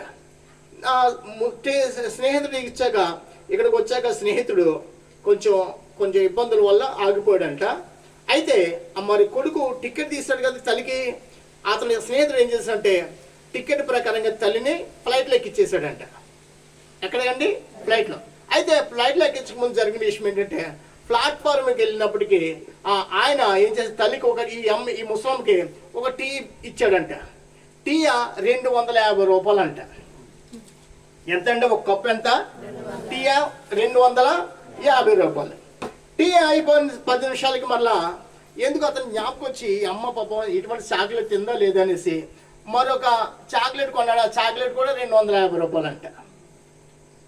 Chocolate 250, TR 250. చెప్పాలి మీరు అందరు, చాక్లెట్ 250, టీఆర్ 200. ఇప్పుడు ఈ ముసలమ్మ అయ్యో మా ఊర్లో టీఆర్ 2 రూపాయలకి వస్తుంది, చాక్లెట్ ఏమో 10 రూపాయలకి వస్తుంది, ఇక టీఆర్ 250, చాక్లెట్ 250 అనుకుని అదే మాట ప్రకారంగా నడుస్తుంది. TR 250, chocolate 250. ఇప్పుడు ఫ్లైట్లో కూర్చున్నాక ఆమెకు డ్రింక్ వచ్చిందంట. ఏమొచ్చిందండి? డ్రింక్ ఇచ్చారంట. డ్రింక్ అమ్మమ్మ డ్రింక్ వద్దండి అండి. సరే ఎందుకని వద్దంటుంది? టీఆర్ 250, చాక్లెట్ ఈ డ్రింక్ 1000 రూపాయలు. సరే సాయంత్రం స్నాక్స్ వచ్చిందంట. కొన్ని స్నాక్స్ తీసుకొచ్చారు. అవి కూడా అమ్మమ్మ వద్దు అంటుందంట. ఎందుకని? టీఆర్ 250, చాక్లెట్ కూడా. ఇప్పుడు డ్రింక్ వదిలేసింది, తర్వాత స్నాక్స్ వదిలేసింది. తెల్లారగా మళ్ళా టిఫిన్ వచ్చిందంట, మళ్ళా భోజనం వచ్చిందట. ఏది వచ్చినా కానీ వద్దు అంటుంది. ఏమంటుందండి? వద్దు అంటుంది. అది అమెరికా ఎయిర్పోర్ట్కి వెళ్ళాక దిగుతున్నారంటే దిగిందంటే దగ్గర కొడుకున్నాడంట. కొడుకోరే ఆయన భోంచేస్తే 2 రోజులు అయిపోయిందిరా అందంట. ఇదేంటమ్మా 2 రోజులు అవుతుందంటమ్మా? నీకు ఫ్లైట్లో టీ ఇవ్వలేదా, డ్రింక్ ఇవ్వలేదా, స్నాక్స్ ఇవ్వలేదా, భోజనం పెట్టలేదంటరా? అవన్నీ నా దగ్గర తీసుకొచ్చేవారా? అవన్నీ నా దగ్గరికి క్రమంగా సమస్య అన్నీ వచ్చాయి, నేను తీసుకోలేదు. ఎందుకు తీసుకోలేదంటే అమ్మో ఒక చాక్లెట్ 250 రూపాయలు రా, ఒక డ్రింకు ఒక్క టీ 250. ఎవరు ఎక్కడ డబ్బులు? ఓ పిచ్చిదానా, అవన్నీ కూడా నీకు ఇవ్వడానికి టికెట్తో పాటు అవన్నీ కూడా నేను ఎప్పుడో బిల్లు కట్టేస్తాను. అసలు నువ్వు బిల్లు కట్టవలసిన పని లేదా? అయ్యో వాటన్నిటికి నువ్వు బిల్లు చెల్లించేసావా? నేను అంతకి బిల్లు చెల్లించేసానమ్మంటే నా కుమారుడు నాకు తెలీదు, నేనేమి కూడా తీసుకోలేదు, ఆకలితో ఉన్నాను. అలాగూ భక్తులు ఈ రోజు ఎలాగుంటున్నారంట? దేవుడు మన నిమిత్తం ప్రాయశ్చిత్తము మనం పుట్టక ముందు చేసినా గాని అవన్నీ కూడా దేవుడు మనకు ధారాళంగా దయచేయి. దేవుడు అయినప్పుడు కూడా మనం ఏమి కూడా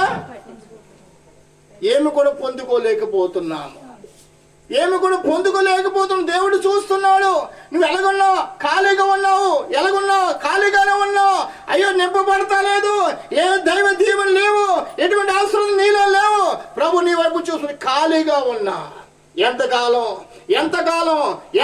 ఈ రీతిగా నేను జీవించా? ఎంతకాలం ప్రభుని చూడకుండా ప్రభు వైపు నువ్వు నీ హృదయాన్ని మళ్లించుకోకుండా ఎంతకాలం ఈ వ్యర్థమైన జీవితాన్ని కొనసాగిస్తున్నా? సంఘానికి వెళ్ళావంటే సంఘానికి వెళ్ళానమ్మా, సంఘాన్ని చూస్తున్నామమ్మా అంట. హృదయం వెలిగించబడి అభిషేకం కోసం ప్రభుని ప్రాయశ్చిత్తం అనే మనసు కలిగి ప్రభుని వేడుకుంటున్నావా? ప్రభా నాకు ప్రాయశ్చిత్తం అనే మనసు దయచేనైనా. అయ్యా కన్నీటితో కూడిన ప్రార్థన, విజ్ఞాపన, రోదన అనే మనసు ప్రార్థనకు దయచేనైనా. భక్తుడు యెషు అంటున్నాడైనా బ్రదవుల్ని అగ్నితో ఆయన కాల్చి ఉన్నాడు. నీ బ్రదవులు కాల్చబడట్లేదేమో. ప్రభు నిన్ను పిలుస్తున్నాడు, అయినా కానీ ఆయన పిలుపు నువ్వు వినలేని క్రొవ్వు కలిగిన అనుభవం ఉన్నావేమో. మందమత్తులారా ఏమన్నాడండి ప్రభు? మందమత్తులారా అన్నాడు. వారి హృదయాలంటే ఎలాగున్నాయంట? క్రొవ్వినవి. ఈరోజు మందమత్తు క్రైస్తుడువా, నిజ క్రైస్తుడువా, ప్రాయశ్చిత్తము కలిగిన క్రైస్తుడువేనా? నిన్ను నీవు ఎవరికి వారు పరీక్షించుకుందా. మొదట నా రాజ్యాన్ని నా నీతిని ఆ సంఘం ఎలాగుండాలో పౌలు గారు తిమోతికి అంటున్నాడు. ఆ సంఘము సత్యములకు ఆధారము. ఆ జనులు ఎలాగుండాలో వారికి నీవు హెచ్చరిక చేయమంటున్నాడు. మరొకసారి మొదటి తిమోతి పత్రిక 3వ అధ్యాయము 14 నుంచి మరొకసారి చదువుకుందాం. శీఘ్రముగా నీ యొద్దకు వత్తునని అయినను నేను ఆలస్యము చేసిన ఎడల దేవుని మందిరములో అనగా జీవము కలిగిన దేవుని సంఘములో జనులు ఎలాగూ ప్రవర్తింపవలెనో అది నీకు తెలియవలెనని. అగటాగను ఒకసారి, జనులు ఎలాగూ ప్రవర్తింపాలి, ఎలా నడుచుకోవాలి, ఏం నేర్చుకున్నా, ఎలా ప్రవర్తిస్తున్నావు అయ్యా? నీ బిడ్డలు ఒక ఆత్మీయ బిడ్డలుగా సిద్ధపాటు చేయలేకపోతున్నావంటే నీలోనే ఉంది.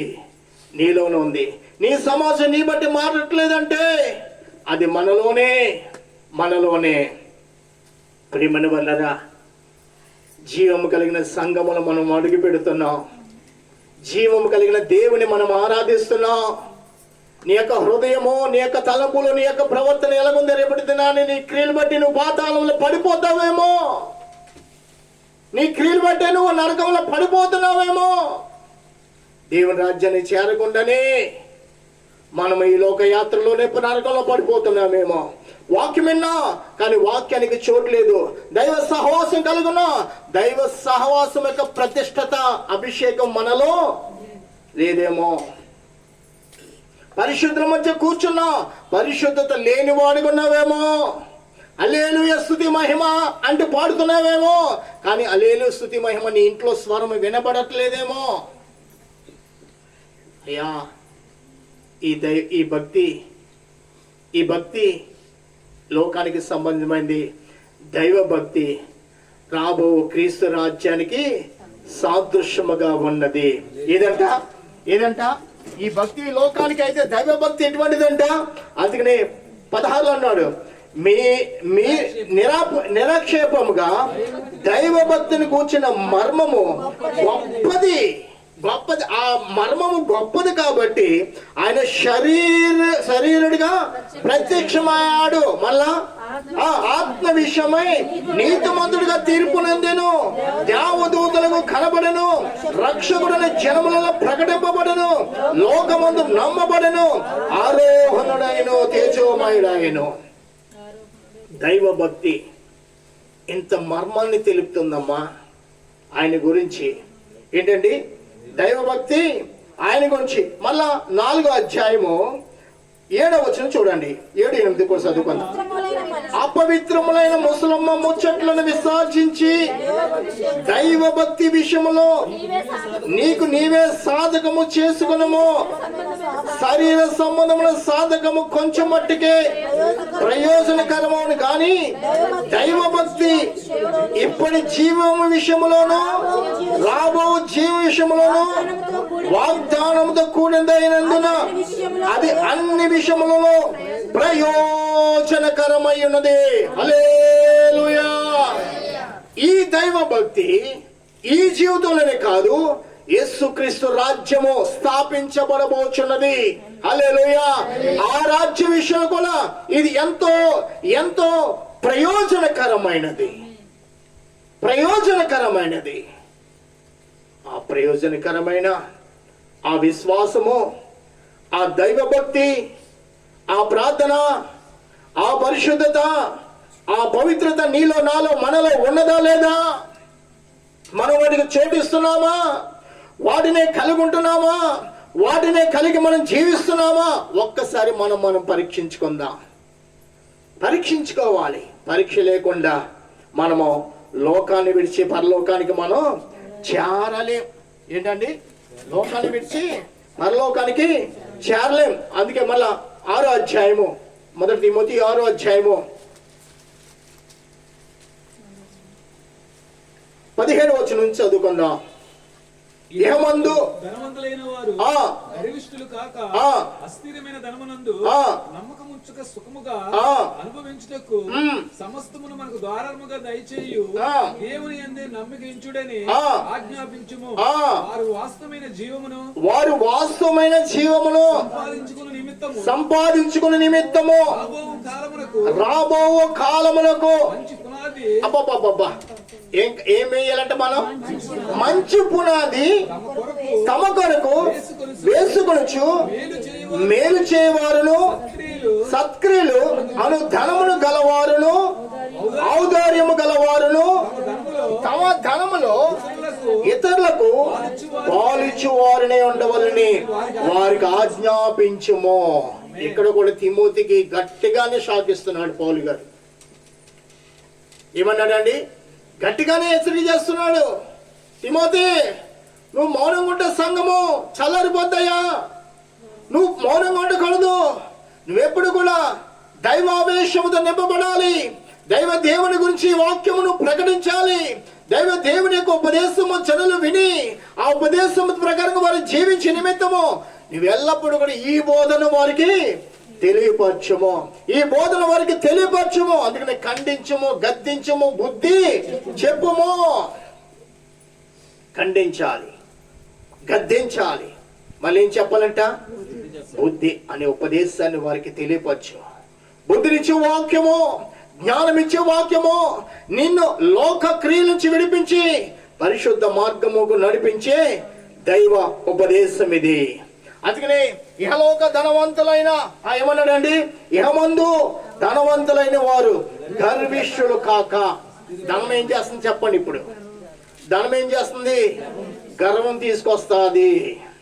ఏం తీసుకొస్తుందట? గర్వంతో నిన్ను నడిపిస్తుంది. గర్వము కలిగిన మాటలు, గర్వం కలిగిన అనుభవం, గర్వం కలిగిన ప్రవర్తన నీలో కనబడుతుంటాయి. ధనము లేకుండా దేవుడు మనం చేశాడు. ఎందుకు తెలుసా? ఆ గర్వము నీలో నాలో ఉంటే మనం నరకానికి పోతాం. కాబట్టి ప్రతిరోజు ప్రభు వైపు చూసి ప్రతిరోజు కూడా ప్రభు ద్వారా మనం పొందుకుని ప్రభు బిడ్డలుగానే భూలోకంలో జీవిస్తూ ఆయన రాకలు ఎత్తబడి నిమిత్తం ప్రభు మనల్ని ఈహలోక సంబంధ ధనం కాకుండా పర సంబంధమైన ధనాన్ని ఇచ్చి మనల్ని పోషింపజేయుచున్నాడు. గట్టిగా స్తోత్రం చెప్పండి, గట్టిగా స్తోత్రం చెప్పండి. మనకు హల్లెలూయా, హల్లెలూయా. ఒక విశ్వాసం అయితే 91వ కీర్తన నీకు పరమధనం. ఏ కీర్తన అంట? 91వ కీర్తన చదువుకో. నువ్వు బహుధనవంతుడు. ఏ వ్యాధి రావట్లేదు, ఏ వ్యాధి కూడా, ఏ సమస్య కూడా, ఏ చీకటి కూడా, ఏ రాయి కూడా నీ మీద పడదు. తన దూతలుగా ఆజ్ఞాపిస్తున్నాడు. తానే నీకు ఆశ్రయం కొంటున్నాడు, తానే నీకు కేడం కొంటున్నాడు. నీ కార్యములు సఫలం చేయ దేవుడు.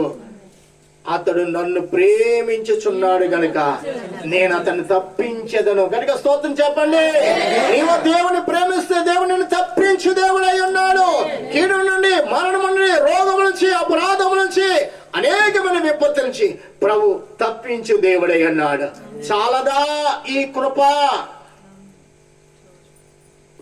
చాలదా నీ జీవితానికి? ఇంకేం కావాలయ్యా?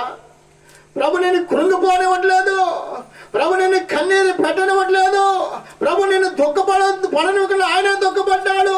నీ పాప భారముల చేత నువ్వు శపించబడకుండా, ఆ నరకలు పడిపోకుండా ఆయనే ఆ కల్వరి శిలువలో బలియాగమయ్యాడు. ప్రియ ప్రభుని ఇంకా మనం శోధిస్తున్నాం. ఆయన రాజ్యాన్ని మెదియట్లేదు, ఆయన నీతిని మెదియట్లేదు.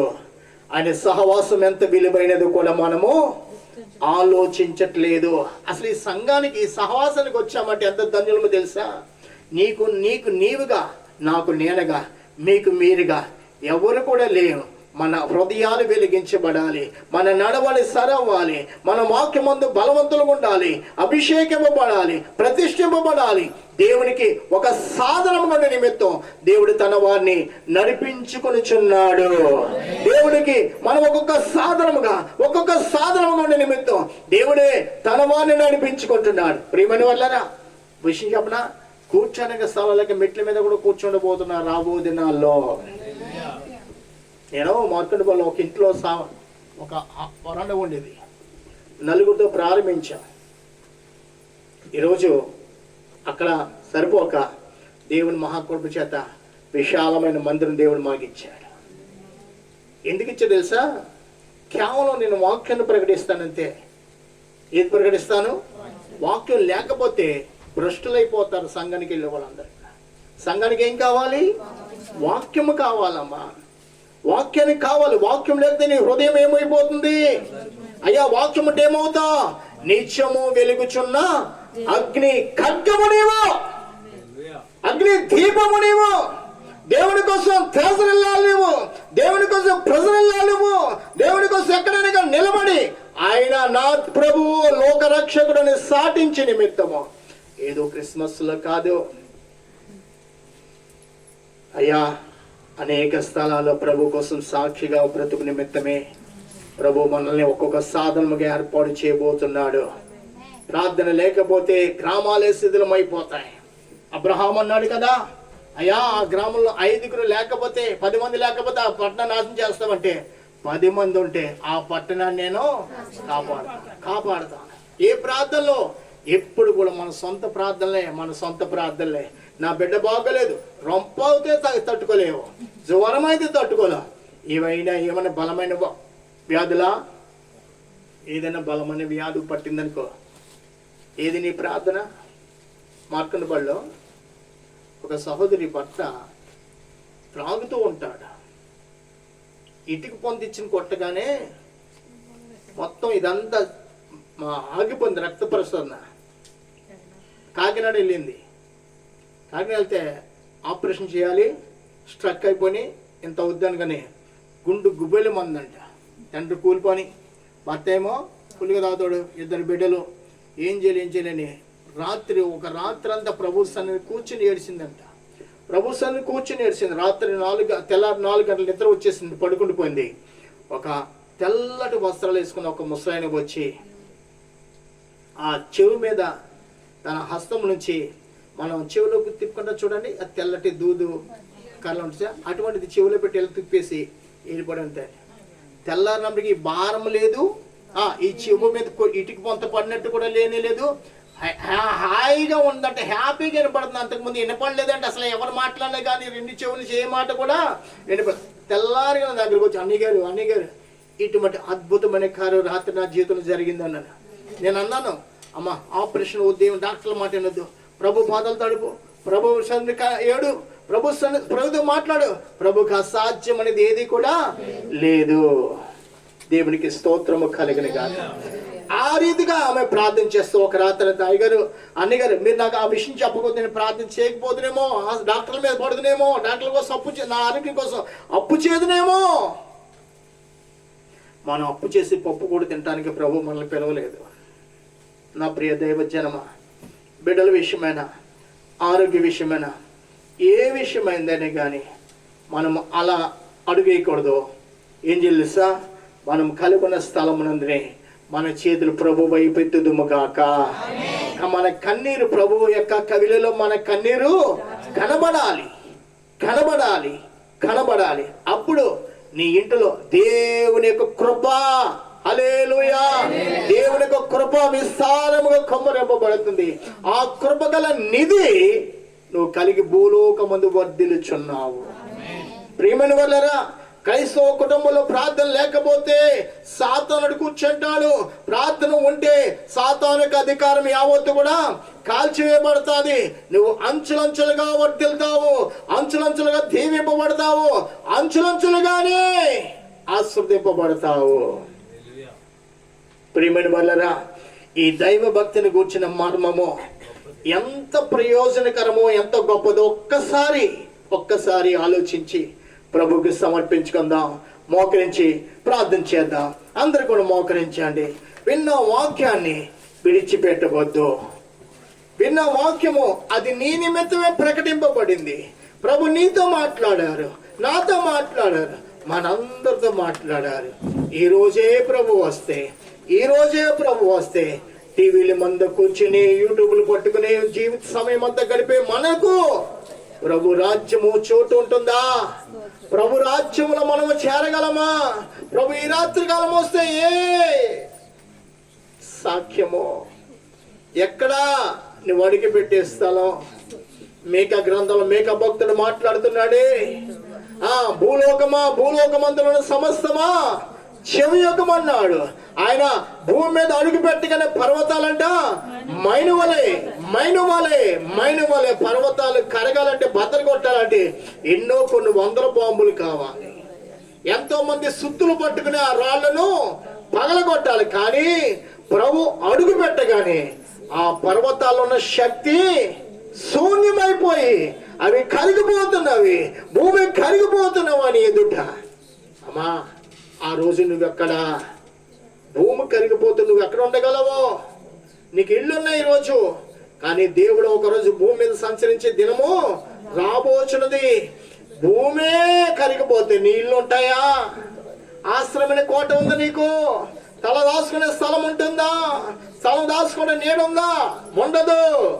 భూమి కుములు కరిగిపోతే ఇల్లు కూడా వాటితో పాటు పర్వతాలే కరిగిపోతున్నాయి కదా. ఈ కట్టడాలు ఏమవుతాయి ఆ రోజుల్లో? ఒక్కసారి ఆలోచించా. ఆయన రాకడ కంటే ముందుగా ఆయన ప్రభు, ఆయన తన బిడ్డలు ప్రేమించి తన వర్తమానాన్ని, తన శక్తిని, తన ప్రభావమును, తన రక్షణ కార్యాన్ని తన జనులకు ప్రకటింపజేయుచున్న దేవుడు. మహా గొప్ప దేవుడు అండి. ఎంత ప్రేమిస్తున్నాడో చూసారా?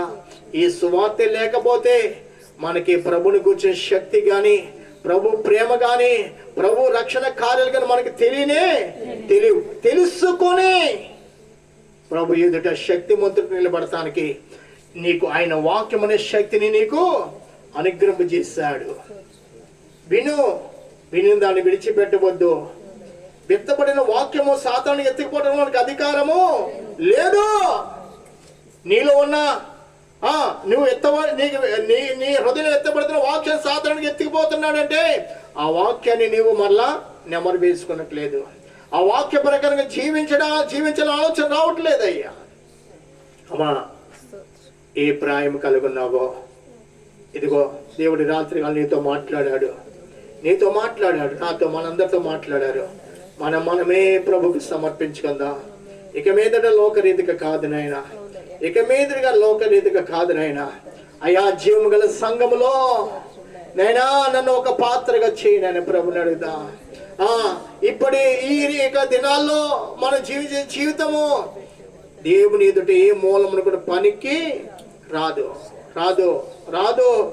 నువ్వు బైబిల్ చదువుతున్నావేమో, పాటలు పాడుతున్నావేమో, ప్రార్థన చేస్తున్నావేమో, దేవునికి మహిమకరంగా ఉందా లేదని ప్రవర్తన మొదట అది ఆ సంఘము జీవము కలిగిన దేవుని సంఘం అది. ఆ సంఘములో నీ ప్రవర్తన ఎలాగుందో, నీ నడవడ ఎలాగుందో పౌలు గారు తిమోతికి హెచ్చరిక చేస్తున్నాడు. ఆ సంఘానికి నువ్వు హెచ్చరిక చేయమది జీవము గల దేవుని సంఘం అంటున్నాడు. నిజమే, ఈ సహవాసం జీవము గల దేవుని సహవాసమే. అయితే సహవాసమందు చేరిన మనము మన ప్రవర్తన సరి చేసుకోవడానికి దేవుడు మనకి సమయం ఇచ్చాడమ్మా, సమయం ఇచ్చాడు సరి చేసుకోవటానికి, ప్రభు ఎదుట నిలబడటానికి. ఎవరు కూడా అశ్రద్ధగా కాకుండా నీ హృదయాన్ని వెలిగించుకో. ఆ దేవుని ఎంతవరకు ఎలా ఆరాధించావో లోకరీతి కొంటున్నావేమో. భార్య భర్తకు నమ్మకము ఉండాలి, భర్త భార్యకు నమ్మకం ఉండాలి. ఇద్దరు ఎవరు? సంఘమే. ఇద్దరు ఎవరంట? సంఘమే. ఇద్దరులో ఎవరు కూడా నమ్మకంగా లేనప్పుడు కూడా ఇలా ఎవరైతే నమ్మకం ఉంటారో వారు మాత్రమే ఎత్తబడుతున్నారు. ఆ రాత్రి మంచం మీద ఇద్దరు ఉండొచ్చు, ఒకరు మాత్రమే ఎత్తబడుతున్నారు, ఒక్కరు మాత్రం నమ్మకం కలిగి ఉన్నారు. ఆ తర్వాత చూద్దాం అనుకునే వారు ఉన్నారు. ఇంకా కాలం మంది కంగారు పడుకు, ఇప్పుడు సినిమాలు చూద్దాం, ఇప్పుడు విలాసాలు చేద్దాం, హోటల్కి వెళ్దాం, నానా రీతిలో మనం ఎంజాయ్ చేద్దాం అనుకునే వారు చాలా మంది ఉంటారు. అయ్యయ్యా వద్దు, ఈ లోక నటన దేవునికి విరోధమైనది. ఈ లోక స్నేహం దేవునికి వైరము. మనం ఈ లోక స్నేహాన్ని కోసం కాదు దేవుడు నిన్ను పంపించింది. దేవుని కోసం బ్రతకటం, దేవుని కోసం పాడటం, దేవుని గురించి నిలబడుట, స్తుతి చేయాలంట. యెహోవాను స్తుతించుట ఎంత మంచిదంటే మనం దాన్ని కొలవలేం. స్తుతి పాడుటకే బ్రతికించిన జీవనదాతవు నీవేనయ్యా. స్తుతి పాడుటకే బ్రతికించిన జీవనదాతవు నీవేనయ్యా. ఇన్నాళ్ళుగా నన్ను పోషించిన తల్లి వలె నన్ను, ఇన్నాళ్ళుగా నన్ను పోషించిన తల్లి వలె నన్ను, నీ ప్రేమలో యేసయ్యా, నీ ప్రేమ నాపై ఎన్నడూ మారదు యేసయ్యా. జీవిత కాలమంతా ఆరాధించి గణపరుతును, నా జీవిత కాలమంతా ఆరాధించి గణపరుతును. స్తుతి పాడుటకే బ్రతికించిన జీవనదాతవు నీవేనయ్యా. ప్రాణ భయమును తొలగించినావు, ప్రాకారములను స్థాపించినావు. ప్రాణ భయమును తొలగించినావు, ప్రాకారములను స్థాపించినావు. సర్వజనులలో నీ మహిమ వివరింప దీర్ఘాయువుతో నన్ను నింపినావు. సర్వజనులలో నీ మహిమ వివరింప దీర్ఘాయువుతో నన్ను నింపినావు. నీ కృప బాహుల్యమే వీడని అనుబంధమై తలచిన ప్రతిక్షణమున నూతన బలమిచ్చెను. స్తుతి పాడుటకే బ్రతికించిన జీవనదాతవు నీవేనయ్యా. స్తుతి పాడుటకే బ్రతికించిన జీవనదాతవు నీవేనయ్యా. హల్లెలూయా. ఎందుకు బ్రతికిస్తున్నాడు మన జీవనదాత అంటే? స్తుతి పాడాలి, స్తుతి చెయ్యాలి, స్తుతుల ద్వారా ప్రభుని కీర్తించాలి, ప్రభుకి సాక్షులుగా ఉండాలి. ఈ ద్రాక్ష వనమనే తోటలో ప్రభుకి సాక్షిగా, భూలోకంలో సాక్షిగా మనం బ్రతుకుదుము గాక. ప్రాయశ్చిత్తము కలిగిన అనుభవం, ప్రాయశ్చిత్తముతో కూడిన జీవితం మనం కలగాలమ్మా. వ్యర్థమైన మాటలు మన నోటకు రాకూడదు. వ్యర్థమైన మాటల ద్వారా ప్రభుని మనం కనపరచలేము. వ్యర్థమైన పాటలతో ప్రభుని మనము స్తుతించలేమయ్యా. అందుకని ఆత్మీయులే, ఆత్మ సంబంధమైన వారు ఆత్మ సంబంధమైన మాటలే, ఆత్మ సంబంధమైన ఆత్మీయ పాటలే పాడుతారట ప్రభుని గూర్చి. దేవునికి మహిమ కలుగును గాక. హల్లెలూయా. మనల్ని అందరినీ కూడా అట్టి ఆత్మీయ సంబంధులుగా ప్రభు ఆయన కోసం చేసుకుని మనల్ని నడిపించును గాక. ప్రేమమయుడా, ప్రేమ గల మా దేవ, మీకు స్తోత్రమయ్యా. ఇంతవరకు సజీలుగా ఉన్నామంటే మా జీవన దాతవయ్యా, మా జీవన దాతవయ్యా. జీవము గల దేవుని సంఘములో మేము ఎలా కూర్చుండాలో, ఎలా నిలబడాలో అని రాత్రికాల మీరు మాతో మాట్లాడిన గొప్ప దేవుడు అయ్యా. నేను ఈ ఉపదేశాన్ని విన్నా బ్రహ్మ చెవుల్ని పరిశుద్ధపరచా, హృదయాన్ని పరిశుద్ధపరచా, విని ఆలకించే హృదయాన్ని ఇచ్చినందుకు మీకు స్తోత్రం అయ్యా. విన్నా మా బిడ్డలందరూ కూడా ప్రభా, ఇది జీవము గల సంఘమని, ఈ సంఘంలో భక్తులు ఎలాగుండాలో అట్టి అనుభవంలో బిడ్డలు ఉండటానికి కృప దయచేయండి అయ్యా. ఎవరు కూడా వ్యర్థము ఉండకూడదయ్యా, ఎవరు కూడా చల్లారుకునే స్థితిగా, నిలువెచ్చని స్థితిగా ఉండనే ఉండకూడదయ్యా.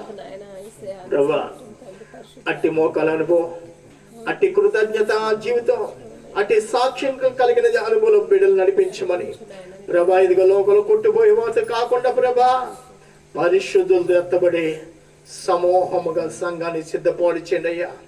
చీరని ఎవరు కూడా వ్యర్థముగా లోక సంబంధమైన వారికి కాదు, కానీ ప్రతి ఒక్కరితో మీరు మాట్లాడిన దేవుడు, ప్రతి ఒక్క హృదయాన్ని కూడా తాకమని, ప్రతి ఒక్క మోకాల్ని స్థిరపరచమని, ప్రతి ఒక్క పెదవులను కాల్చమని మీకోసం ప్రభా మండే దీపాలుగా ఉంచమని, మీ నామానికి మహిమకరమైన ప్రభ తీగల వలె నడిపించమని కలువరి నాదుడైన యేసుక్రీస్తు ఘనమైన నామమును అడిగి వేడుకొంచున్నాము తండ్రి, ఆమేన్. మన తండ్రిని దేవుని యొక్క ప్రేమ, మన రక్షకుడు మన ప్రభుని యేసుక్రీస్తు వారి యొక్క కృప, పరిశుద్ధాత్మ దేవుని సహాయము కూడొచ్చిన మీకు అందరికీ తోడయుండి నడిపించను గాక. ఆమేన్, ఆమేన్, ఆమేన్. నా ప్రాణమా యెహోవాను స్తుతించుము, నా అంతరంగ సమస్తమైన పరిశుద్ధ నామమును ఆయన చేసిన ఉపకారం దేనిని మరొకము. ఆమేన్, ఆమేన్, ఆమేన్. హల్లెలూయా, హల్లెలూయా, హల్లెలూయా. ఇప్పుడు వచ్చిన మీకు అందరికీ కూడా నా ప్రత్యేకమైన వందనాలు. దేవుడు మిమ్మల్ని బహుగా దీవించును గాక.